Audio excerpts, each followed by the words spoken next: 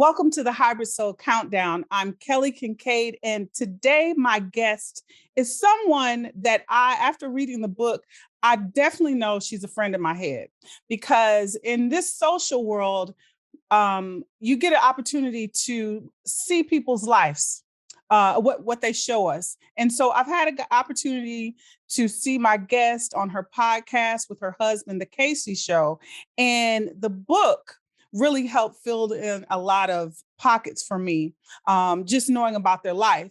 And so I've always admired her strength and courage. But let me tell you, I also added, I'm in awe of her because I had the opportunity over the holidays. I was traveling. And so I get out my car and I see this group of people and I see all this luggage and stuff. And when I'm traveling, I'm a people watcher. So I get out the car and I see these people. We're going the same way. We're going to the same airline. And I find out and I see these kids and I count them. And because of social media, I recognize these kids. I'm like, those are Envy and Gia's kids. We get on the same flight and I see them and we're all sitting in the same area and everything is going smoothly. And I had to stop as I'm getting off the flight and just introduce myself, just as sisters, as women, just to say, hello, I'm Kelly, just happy holidays, right? Today, let me welcome my guest, Gia Casey, to the show. Hi, Gia, how are you today? Wonderful. Thank you so much for having me. Yes. So you have this new book that you created with your husband that I'm so much enjoying, and I have to just share a few tidbits on it. The name of the book is Real Life, Real Love: Life Lessons on Joy and Pain and the Magic that Holds Us Together. So my first question is: you wear a lot of hats. You're a sister, a daughter, a wife, a mother, a host, a mentor, an entrepreneur, and now an author. And I'm just curious on the first chapter, you said in your finding life's common denominators, that strength was one of yours. Yes. And my question to you is, with that quality in writing this book and where you are to now, how has it elevated you with the more people that you are coming along and you're like that are knowing you? How has it elevated you, your strength? You know, writing the book and talking about strength and where my internal strength comes from, it's a privilege to share because one of the purposes that we had when it came to writing the book was to empower people and Mhm, encourage them to find their own internal strength. So it's mhm. been very, very satisfying, very gratifying. People that have read the book and read it so quickly and given me feedback and how the book has impacted them, how it's affected them, how it's empowered them, how it's made them sit back and reflect on their own lives and who they are. And I'm talking about women, Yes. not that it hasn't had a similar effect on men, but most of the people that have reached out to me have been women. And the way that it's altered their mind frame, it's Yeah. been very, very, very gratifying for me. What I love about the book is the breakdowns. You broke it down into four parts. So you start with your personal life and identity, love and relationships, parenting and family life, and priorities and goal setting. What made you break it down that way? And which section was your favorite part? Mm. Um, the section on parenting, because Okay. that is what my world essentially revolves around. Mhm. I pride myself most in being a mother. Nothing gives me more joy. I also pride myself in being a wife. So, love and relationships obviously was important to me, but through that union came these beautiful children that we pour everything into. So, Yeah. why we broke it down into those four sections? Because when you're trying to assert who you are as a human being, I think that those four sections identify each sector of our lives as, we're in the pursuit of becoming self actualized. We want to ultimately become our best selves. And Right. I felt as though breaking it down in that way would kind of lead people down a path to, again, self reflect and look at our stories and our experiences and try to apply it to themselves. What part really drew me and wondered, I was like, that's interesting that they put that one in. Did you all decide to add priorities and goal setting in this book? Because I think that that's a mark that most people miss. I think that a lot of the time when it comes to relationships, when it comes to self, when it comes to family, a lot of people just kind of take it one day at a time and are so much in the routine of putting one foot in front of the other that you're not thinking long term. How Yeah. do my decisions affect my being? How do my decisions affect my partner or spouse? How do my decisions ultimately affect my family? I don't think that enough intention is put behind that. And that's where people miss the mark because Yeah. when you have a goal in sight, almost inherently you take steps to follow the path towards getting towards that goal. And a lot of people don't do that. And I think that's why a lot of people kind of fall short in life. Yeah. You and Envy have known each other for a long time. You knew him before DJ Envy was created. And what I love is the perspectives you all wrote in your perspective and his perspective. And in writing the book, and maybe when I'm assuming that you guys read each other's chapters, was there anything that you discovered or was surprised in his perspective and vice versa? No, there was nothing that I was surprised at. Uh-huh. But what I can say was that it was, in fact, a process. Mm, And when it came to him writing his sections, I had to encourage him to go deeper mm, because I can tell you my truth. And what I'm saying can be accurate and forthcoming, and it can even be insightful. But when you don't peel back the layers, you're not really getting to the meat of the mhm, story. You're not getting to the hows, the whys, some cases, the whens. Like, what drove you to make that decision? Like, yeah, you made that decision, but what really drove you? All right, I would get an answer from him. And I'm like, well, let's lean into that. So I yeah, almost felt as though I was interviewing him throughout the book. And let me tell you, we'd be sitting there for 6, 7, 8 hours at a time, just conversing, jotting down notes. And then we would have these epiphany moments where I'm like, aha, yeah. you just discovered something about yourself that you didn't even know through the Wow. conversation. So there were epiphanies that were just falling out of the sky. And again, we knew the answers to the questions, but it was the meat and the potatoes that really gave these individual situations life. Right. I spoke about your podcast, The Casey Show. And I'm correct to say that the book was kind of spawned from the podcast. Yeah. And so my question to you is, so we've been on this journey with you all for a long time, through the birth of your children and through different ups and downs. What was your final kind of decision? Like, we're going to go deeper and let you guys all the way in, to write the book, because you could have kind of said, no, I'm gonna keep this to myself. What was that decision, or how was that decision made? To be honest with you, the main reason why we wrote the book is because we saw all of the ways in which our podcast was affecting people. Mm, So we thought that it would be prudent to have a tangible resource on paper where we go even more in depth. Because for a podcast, you only get us for an hour at a time. right. It's like, okay, time's ticking. You kind of have to wrap up your thoughts and kind of present it in a relatively concise form and fashion because, you can't be on the podcast for 2 hours. Right. So in a book, there's no boundaries. You can really take the time to express and articulate exactly what you mean and exactly how you feel and get it across exactly how you want to so that your reader will be affected the way that you intend. Mm, So again, it was very purpose driven. We wrote this book because we wanted to help people. You know, yeah. life, but as when we view it from the outside looking into other people's lives, we get to see what others present their lives to be. But do you ever really know the truth? And what is life? We oftentimes, and I'm not saying that it's advisable, but truthfully, we measure ourselves against the experiences of others. And if you're looking at others and others' lives always seem picture perfect, Yeah. no problems. Love looks like this, success looks like this, family looks like this. Then oftentimes people judge themselves harshly and feel as though they're falling short or as though they're failures when it isn't the truth. We wanted to normalize conversations. We wanted to normalize being able to tell your truths and not, we want to eliminate the shame. We want to eliminate the embarrassment, humiliation that people feel. And it's not right.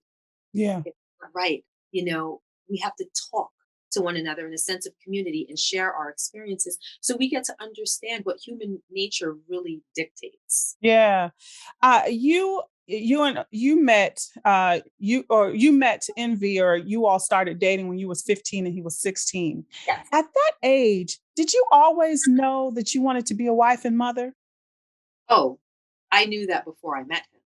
I my Really? Yes, my parents had a wonderful relationship, and Mm. I admired my parents. If you read the book, and I know that you did, but anyone watching, if you read the book, um, I think that my love for my parents radiates through the pages. And I always wanted what they had. I always wanted a family. And I was lucky that when I was 15, I met someone that within 2 weeks of knowing, I knew that he was that person at such a young and inexperienced age. Hence, the title, Life Lessons on Joy, Pain, and the Magic That Holds Us Together. There Yeah. was magic that was there from the very beginning. And we both knew. He wrote me a letter, and we were only together for a very, very short period of time, telling me that we were going to get married, we were going to have children, we were going to buy a house in Jersey. Like he kind of predicted our future within, maybe a little over a month. He had a So vision board. That he was his vision board. Yes, he did. He had a vision board. He really did, and before it was even really a thing. Yeah. Um, but yeah, we both felt it immediately. When I said the book helped me fill in some holes as I was preparing for interview with you. One of the questions that stood out for me was you speak very very affectionately for your mom, and I'm a daddy's girl, and I always hear and I see the relationship between Envy and your daughter Madison, and And I was wondering, just as, and I said you definitely are your mama's girl, and as a daddy's girl, it's really hard because sometimes that's the first man we loved. And how did your love for your parents and help you in your relationship with your husband? it helped me in immeasurable ways because my parents' influence on me is Hmm. my entire existence. Yeah. I am the product of these two people. They poured into me everything that I am and everything that I ever will be. The confidence, the self-esteem, the ability to strive for what I feel that I deserve, Hmm. um, my affect as a mother, my affect as a wife, Hmm. all because of my parents. So I would be a completely different human being within the parameters of my marriage had I not been raised by those two exact individuals. They raised me with such love and tenderness and forgiveness. I experienced forgiveness in my home, lack of judgment, never feeling as though I was ever going to disappoint them. Just the feeling that no matter what I did, I could always come to them. Everything would always be okay. If I got myself into something, they would be there to get me out of it. That's Just I was raised with security is mm, essentially yeah. what I'm trying to say. So it's always been in my nature to provide security for those whom I love, whether it be my husband, my children, or my friends. If you are in my life in that way, you will feel secure. Yeah. And I have to take a breath before I start my next question. So one of the reasons why I said you're a friend of my head is because when I started reading this book, I'm like, okay, and I've watched you. This is relationships about our family, love, and all that. Then I got to chapter 2, 100 stitches. Okay. And the reason why I'm gathering not being dramatic is because I'm also a victim of, I was attacked when I was in New York, when I first moved to New York. And, and the courage, I want to say thank you for sharing that chapter. And it was so compelling to me the way it was written.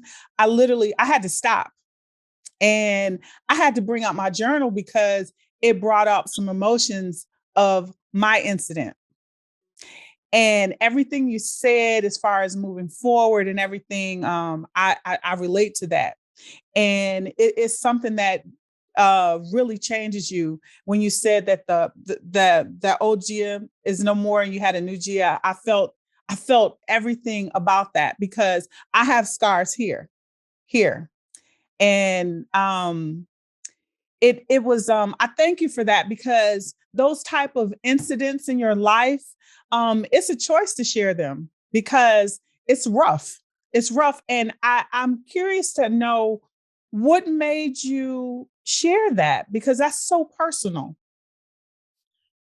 Well, I thought that it was a story that needed to be told. Hmm. Was People are prejudged all the time. So even if a person hadn't suffered something as severe as what both you and I experienced, there's still a certain level of relatability in that story. How I was able to tell the story, um, it's because I embraced it. I embraced it. And I concentrated on the new Gia, as you put it, and everything that I stood to learn from what had happened. And I decided for myself that I was going to collect that as an experience that was going to build character within me because once that happened to me, I understood the world a little bit differently. I understood people that may have gone through something traumatic, whether it was something similar or not. But you're I felt as I was fortunate because I was able to um, find something I didn't have before, which was a certain level of empathy and compassion for others that may have gone through something traumatic. And it's true, and people say it all the time and in passing, and you don't really stop to think about what it really means. But when they say, you never know what someone experiences until you walk in their shoes. It's so true. So I know it sounds crazy, but I feel in a way like it was a gift and a curse, and somewhat grateful that I was able to walk in the shoes of someone that went through something traumatic because now I can understand better others that experience something traumatic as well.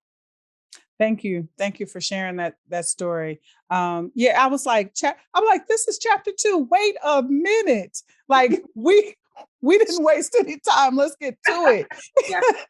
Yeah. it.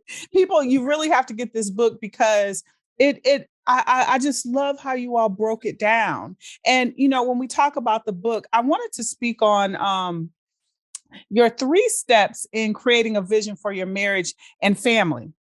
And I love that you all took the scripture, Proverbs 29, 18, where there is no vision, the people perish.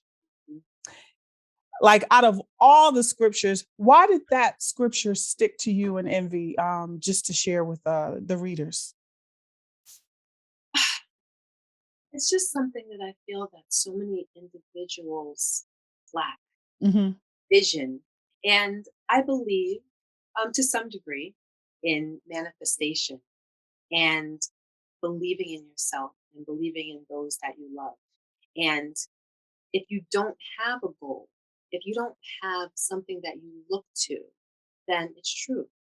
Everything perishes because you're not walking aligned towards whatever your individual success is. So I feel as though we have to be very deliberate in our lives. Yeah, We have to we have to ascertain our lives and again collect our experiences and create a vision and pretty much channel that and how you want to direct that so that we can accomplish our own individual goals. For me, it's absolutely. important. Absolutely. And so the 3 steps you said, decide what kind of spouse and parent you want to be. Let's Mhm. speak on that. It's a decision. Decide is the key word. It is a decision. It's so much about acting with intention. Um, it's kind of funny with my friends, my close friends. We talk about like our experiences, our personalities, and whatnot. And if you read the book, you may be left with the sense that I choose to own myself and I choose to, in a lot of cases, decide how I am going to feel. Yeah. And I think it's something that if you hone that ability, that it can be very effective because I feel as though the world will chew you up and spit you out. Yeah. And if we're kind of sitting back waiting for others to dictate our lives to us and letting other people's opinions and comments affect us, it's as though you're beholden to them. And I've seen so many people get ruined because of that. So for me, that's very important. Absolutely. Set your intentions to manifest the relationship you want. Mhm, mhm. Um, yeah, I mean, we create our own reality. We create our reality. I feel as though when you're good to people, in turn, they are more encouraged to be good to you. It's kind of like leading by example. Yeah. It's action words. So we said decide, set your intentions, because you manifest it. And your last one, as far as for 3 steps to create a vision for your marriage and family, is always make the choice to return to your decision and pursue the goal. Mhm. Sometimes people might say that's easier said than done. Why is that one of you all steps that you suggest? Because a lot of people lose themselves along the way.